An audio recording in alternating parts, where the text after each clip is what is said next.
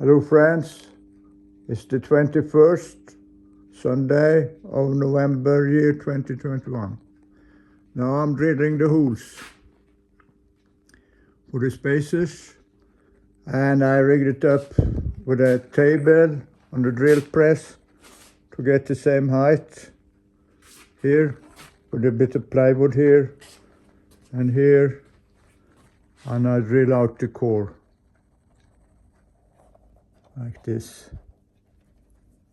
here, like you can see.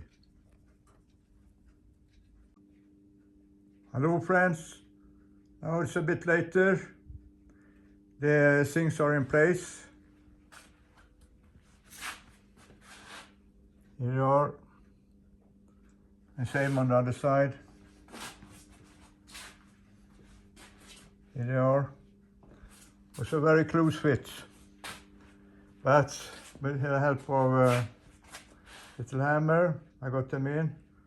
I thought maybe I was needing a clamp, but didn't go. So this is done. Also have done this.